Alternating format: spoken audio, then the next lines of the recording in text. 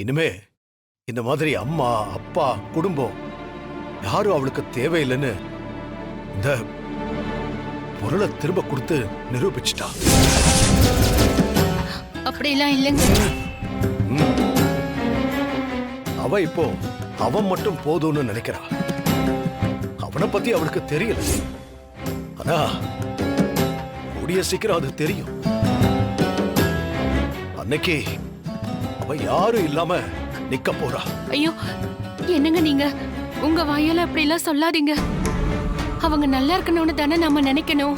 இப்ப நீ ஒண்ணு செஞ்சது சரி, நான் பேசுனது தப்புன்னு தானே சொல்றேன். இனிமே இந்த அப்பாவே தேவையில்லைன்னு அவ சொல்லாம சொல்லி காட்டிட்டா. ரொம்ப சந்தோஷம். ஐயோ, நாங்க சொல்றத கொஞ்சம் கேளுங்க. நான் எதையும் கேட்க விரும்பல ஜானகி. அவ வாழ்க்கைய அவ பாத்துக்கிட்டோம். இனி அவ விஷயத்துல எதுலயும் நான் தலையிட போறதில்ல.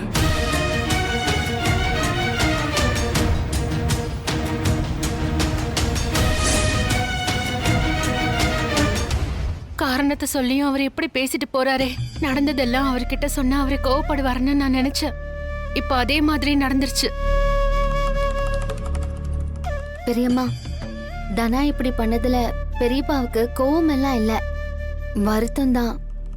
முத தடவை அவர் வாங்கி கொடுத்த பொருளை அவ இப்போ வேண்டான்னு சொல்லியிருக்கா. அந்த கவலை தான் அவருக்கு. ஆனா தனா சொன்ன காரணமும் சரியா தானே இருக்கு. அதானே அண்ணன் சொல்றது உங்களுக்கு சரியா தெரியாது. அவ நம்ம யாரையுமே வேண்டான்னு முடிவு பண்ணிட்டா. இதுக்கு மேல அவளுக்கு ஏதாவது ஒண்ணு செய்யணும்னு சொல்லிட்டு இருக்காதீங்க. ஏங்க, முதல்ல அந்த பொருள் எல்லாம் போய் திரும்ப கொடுத்துட்டு காசை வாங்கிட்டு வாங்க. செலவாவது மிச்சம் நினைச்சுக்க வேண்டியதுதான்.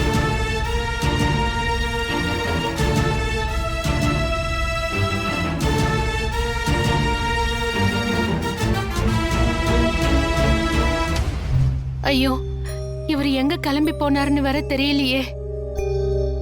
பாவம் மன கஷ்டத்தோட போயிருக்காரு. நீங்க வருத்தப்படாதீங்க பெரியம்மா, எல்லாத்துக்கும் சீக்கிரம் ஒரு முடிவு வரும்.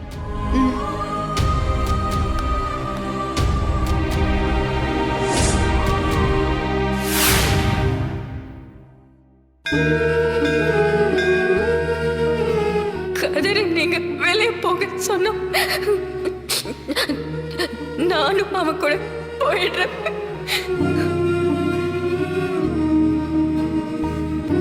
இன்னொரு வார்த்தை நீங்க இவரை பத்தி தப்பா பேசுனீங்க, நான் மனுஷியாவே இருக்க மாட்டேன்.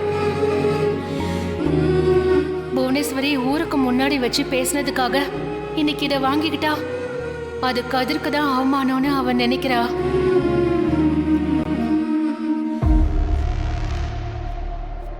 பாவரகுராம்னே,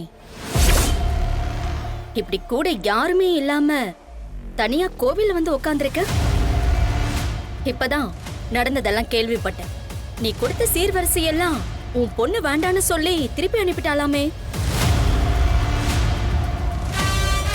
இத பார் புவனேஸ்வரி, உன்கிட்ட வாதம் பண்ற நிலைமையில நான் இப்ப இல்ல. போயிடு. ரகுராம், கவலையா இருக்கியா? இருக்கணும். மனசெல்லாம் பாரமா இருக்குமே. நம்ம நம்பினவங்க நம்மளை ஏமாத்திட்டாங்கன்னு தோணுமே. மனசு வலிக்குதுல்ல. இப்படிதான் நான் இருக்கேன் இத்தனை வருஷமா. வலியோட தான் நான் வாழ்ந்துகிட்டு இருக்கேன். நீ எனக்கு பண்ண துரோகத்தால எனக்குன்னு ஒரு வாழ்க்கை இல்லாம, குடும்பம் குழந்தை குட்டின்னு எதுவுமே இல்லாம இத்தனை வருஷமா தனி மரமா இருக்கேன். அப்ப என் வலி எப்படி இருக்கும்னு யோசிச்சு பாரு. என்ன மாதிரியே உன் நிலைமையும் மாறும். உன் பொண்ணு, உன் பொண்டாட்டி, உன் குடும்பம்னு எல்லாருமே உன்னை விட்டு போய் நீ தனி ஆளா நிக்கணும். இந்த ஊரே உன் குடும்பம் மாதிரி இருக்கணும்னு பெருமையா பேசும்ல, அதே ஊர் ரகுராம் குடும்பம் மாதிரி இருந்திரவே கூடாதுன்னு உன் குடும்பத்தை உதாரணமா மாத்தோம். நான் மாத்த வைப்பேன். நீ யாருமே இல்லாம, நிம்மதி இல்லாம, ஒரு ஆண்டி மாதிரி தினமும் கோவில்ல வந்து உட்காருவேன்.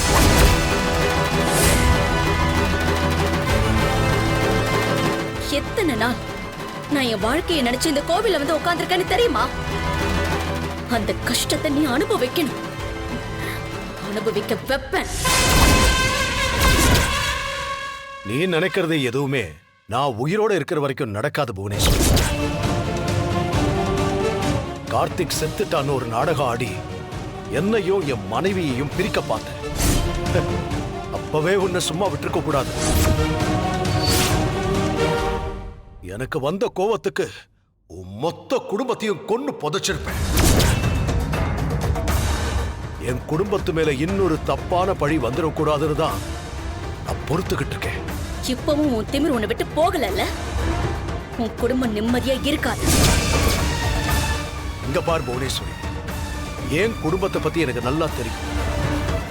நீ உன் வேலையை பாரு. இன்னொரு முறை இந்த மாதிரி வந்து பேசுன நான் சும்மா இருக்க மாட்டேன்.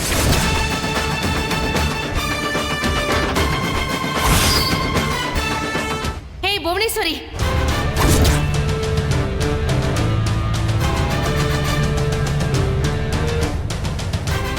என்ன?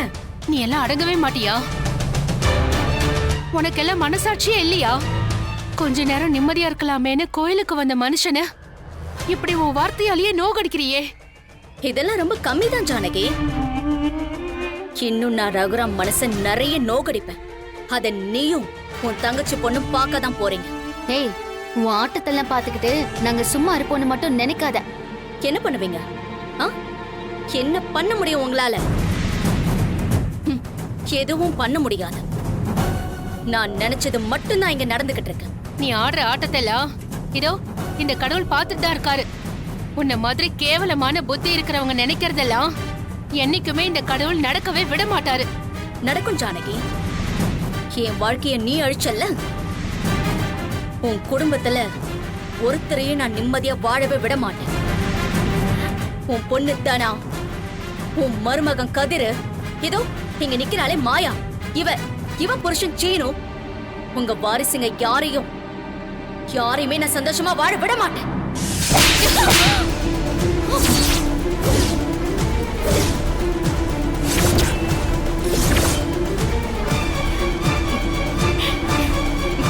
பரவாயில்ல, இந்த அடிக்கும் சேர்த்து நிச்சயம் உனக்கு பதிலடி கொடுப்பேன். சீ, வாய மூடு. நீ நினைக்கிறதெல்லாம் என்னைக்குமே நடக்காதடி. அத நாங்க நடக்கவும் விட மாட்டோம். பெரியம்மா, அன்னைக்கே மரத்துல கட்டி வச்சு இவள உயிரோட எரிச்சிருக்கணும். பாவம் பார்த்து விட்டோம்ல, அதான் இவ்ளோ கொழுப்பு.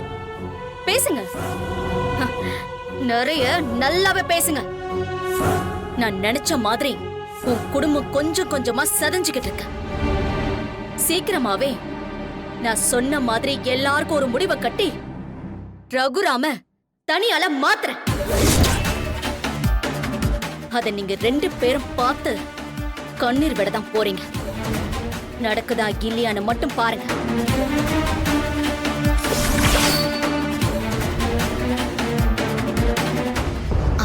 பெரியம்மா, அவ பேசுறத வச்சு நீங்க ஏன் ஃபீல் பண்றீங்க? வாங்க வீட்டுக்கு போலாம்.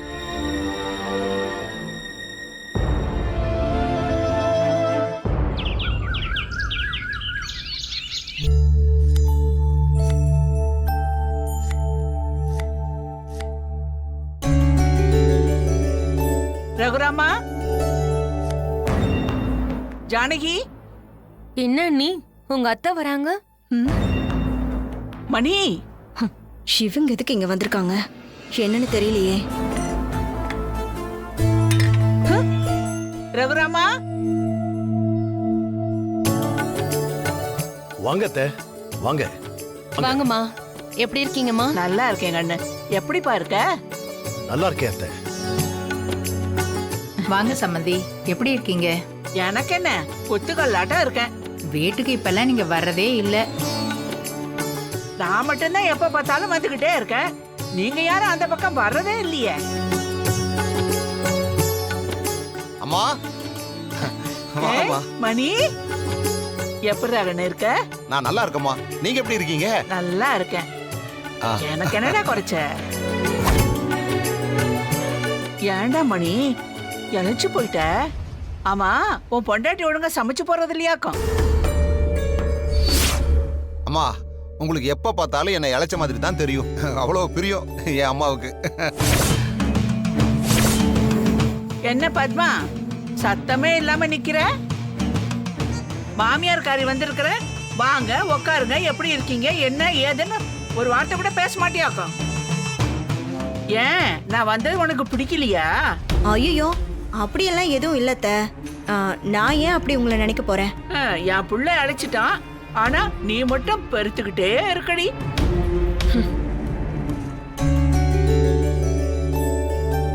என்னடா பாட்டி என்ன ஆசீர்வாதம் பண்ணுங்க. மாயா கண்ணு, எப்படிடா இருக்க? நான் நல்லா இருக்கேன் பாட்டி. உங்களை பார்த்து எவ்வளவு நாள் ஆச்சு?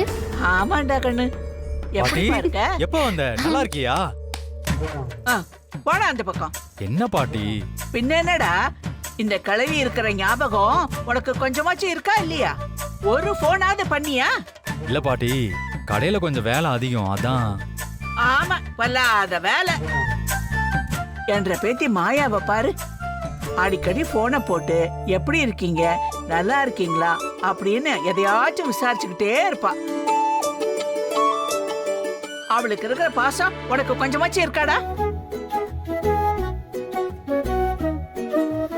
அத்தை உட்காருங்க. அம்மா நீங்க உட்காருங்க, நான் காஃபி போட்டு எடுத்துட்டு வரேன். அதெல்லாம் வேண்டாங்கண்ணே, இரு இரு. உங்க எல்லார்கிட்டயும் ஒரு முக்கியமான விஷயத்தை பத்தி பேசுறதுக்காக தான் நான் வந்திருக்கேன். சொல்லுங்க அத்தை, என்ன விஷயம்? நீங்க எல்லாரும் குடும்பத்தோட நம்ம ஊருக்கு வரணும். என்னத்த இப்ப திடீர்னு? ஒண்ணு இல்லப்பா, நம்ம ஊர் அம்மன் கோயில்ல அம்மனுக்கு சந்தன பூசை நடக்குது. ஆமா, அது இந்த மாசம் தானம்மா? ஆமாப்பா, எல்லா ஏற்பாடும் நடந்துகிட்டு இருக்கு. ஆ, ஆ. அப்படின்னா என்ன பாட்டி? அது ஒரு பூசை கண்ணு, சந்தன பூசுன்னு சொல்லுவாங்க. ஊரே திருவிழாவா கொண்டாடும், ரொம்ப விசேஷமா இருக்கும். அப்ப கருப்பசாமி வந்து குறி சொல்லுவாரு. ஆமா, போன தடவை நாங்க வந்தப்போ சொன்னாரு, அதானே? ஆ, அதே மாதிரிதான். ரகுராமா, வர வெள்ளிக்கிழமை தான் அந்த விசேஷம் இருக்கு. நீங்க எல்லாரும் நிச்சயம் வந்துடணும். அது அத்தை, இப்போ நிலைமை கொஞ்சம். அட என்னப்பா நிலைமை? என்னத்த ஒண்ணுமே தெரியாத மாதிரி கேக்குறீங்க? அதான் உங்களுக்கு ஃபோன் பண்ணி சொன்னதா சொல்லிட்டீங்களே, நடந்தது எல்லாத்தையும் சொல்லிருப்பாளே. தானா இந்த வீட்டை விட்டு போயிட்டா.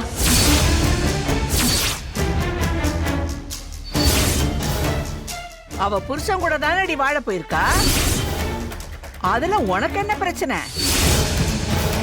இத பாரு, சும்மா எப்ப பார்த்தாலும் என்ற பேத்தி ஏதாவது குறை சொல்லிட்டே இருக்காத.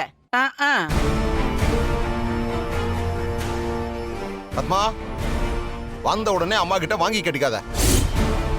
ரகுராமா, பிரச்சனை எல்லாம் விடு, எல்லாம் ஒரு நாள் சரியாயிடும். ஆனா இந்த விசேஷம் வருஷத்துக்கு ஒரு தடவை நடக்கிறது. குடும்பத்தோட வந்து எல்லாரும் சாமி கும்பிட்டா எல்லாம் நல்லதாவே நடக்கும்.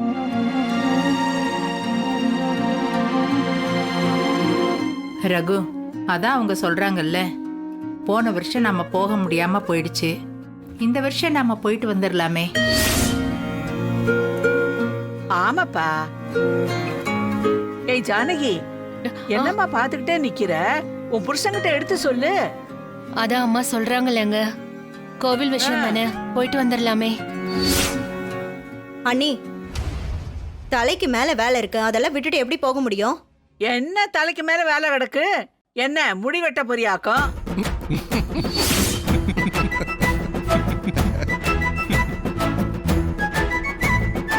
என்னவோ நீ தான் இந்த வீட்டையே கட்டி ஆடுற மாதிரி பேசுற. ரகுராமா, என்னப்பா யோசிக்கிற? எனக்காக ஒரு வாட்டி எல்லாரும் கண்டிப்பா வாங்கப்பா. சரி அத்தை, நாங்க வரோம்.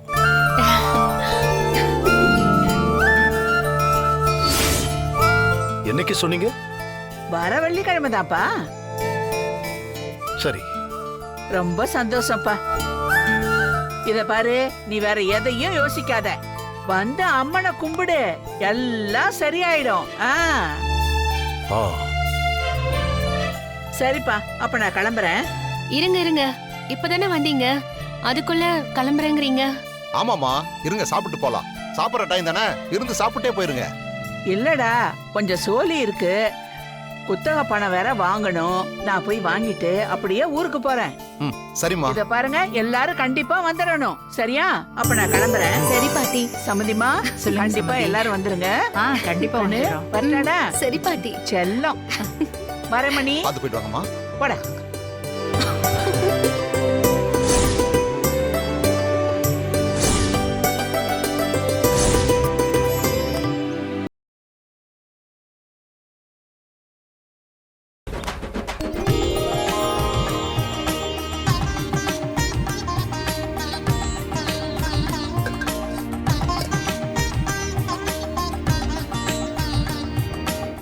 ஏண்டா, வேலைக்கு போறியா? ஆமா பாட்டி. ஆ, இந்த வீட்டு ஓனரே சிலிண்டர் ஏஜென்சி வச்சிருக்காரு. அங்கதான் வேலை பார்க்கறேன்.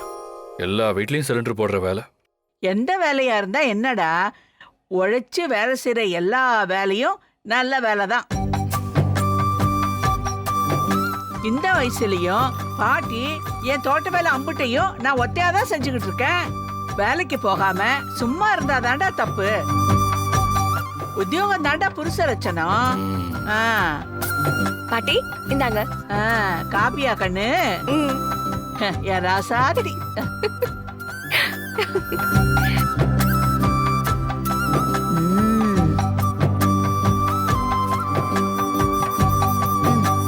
அப்பா, ரொம்ப நல்லா இருக்கு. ஏண்டி, ஒன்ற அம்மா ஜானகி போடுற காப்பி மாதிரி அப்படியே இருக்கே. சும்மா சொல்லாதீங்க பாட்டி. ஏண்டி, நான் ஏண்டி போய் சொல்றேன்? அப்படியே ஒன்ற அம்மா கை பக்குவம் உனக்கு வந்திருக்கு. தேங்க்ஸ் பாட்டி.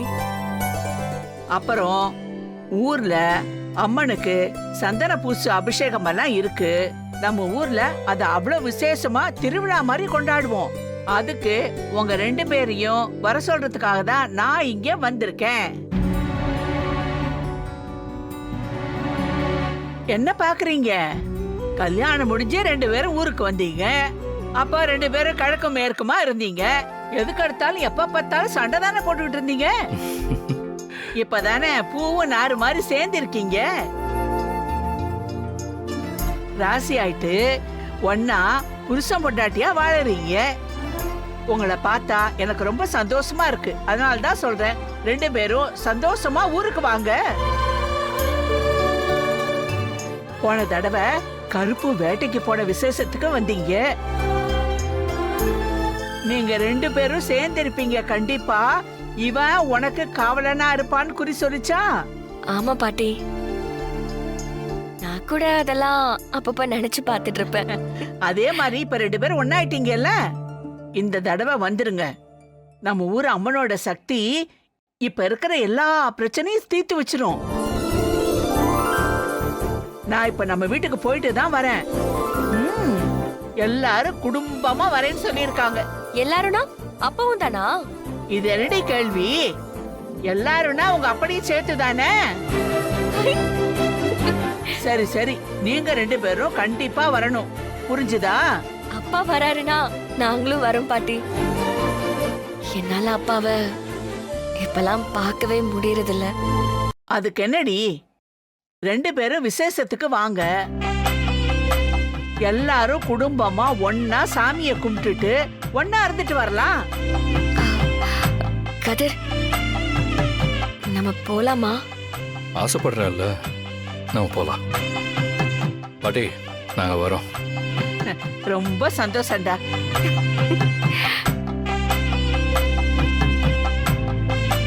சரிடா கண்ணு, அப்படா கிளம்புறேன். இருங்க பாட்டி, சாப்பிட்டு போலாம். இல்லடா கண்ணு, ஊர்ல நிறைய வேலை கிடக்கு. இன்னொருக்கா வந்து 2 நாள் தங்கி இருந்து நல்லா விருந்தே சாப்பிட்டு போறேன். சரியா? என்னடா? சரிங்க பாட்டி. வரட்டுமாடா? பார்த்து போயிட்டு வாங்க. ஓகேவா? சரி.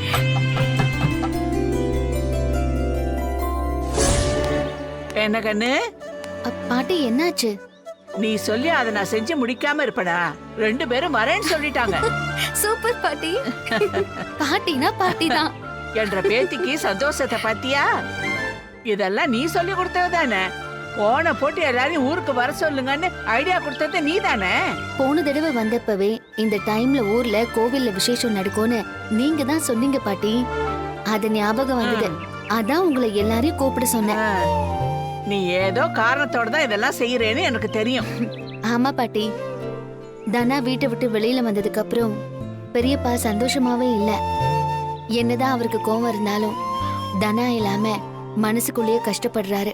ஆமாண்டி, ஆசையா வளர்த்த பொண்ண எந்த அப்பனாலதான் பிரிஞ்சிருக்க முடியும் சொல்லு பார்க்கலாம். அவங்களுக்குள்ள இருக்கிற கேப்பும் அதிகமாயிட்டே போகுது. அத சரி பண்ணதான் இந்த ஐடியாவை நான் பண்ணேன். ஊருக்கு வந்து எல்லாரும் ஒன்னா இருந்தா தனாவும் பெரியப்பாவும் பாத்துப்பாங்க. கொஞ்சம் கொஞ்சமா பேசி பெரியப்பா மனசு மாறும்ல. அப்போ தனாவும் கதிரும் பழைய மாதிரி வீட்டுக்கு வந்துருவாங்க. எல்லாத்தையும் சரியாதான் யோசிச்சிருக்க கண்ணு. எல்லாம் நல்லபடியா நடக்கும், நீ குழம்பாத. சரி பாட்டி, ரொம்ப தேங்க்ஸ். ஐய், போட்டான்னு வை. நம்ம குடும்பத்துக்காக செய்யறதுக்கு தேங்க்ஸ் ஹூங்ஸ் தான் சொல்லுவியா? இத பாரு, எல்லாரும் ஊருக்கு வந்துருவாங்க. எனக்கு நிறைய வேலை கிடக்கு. நான் வரட்டுமா ரசத்தி? சரி பாட்டி. வரேன். சீனுவை கொஞ்சம் கொஞ்சமா குடிகாரனா மாத்தணும். அது எப்படிமா நம்ம பண்ண முடியும்? சீனுவுக்கு பணம் தரேன்னு சொல்லி அவனை ஒரு இடத்துக்கு வர சொல்லுங்க. அங்க அவனை குடிக்க வைக்க.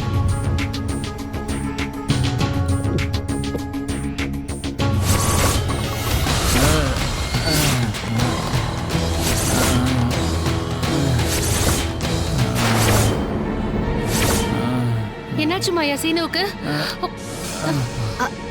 ஒண்ணும் இல்ல பெரியம்மா. குடிச்சிருக்கானா? ஆமா பெரியம்மா.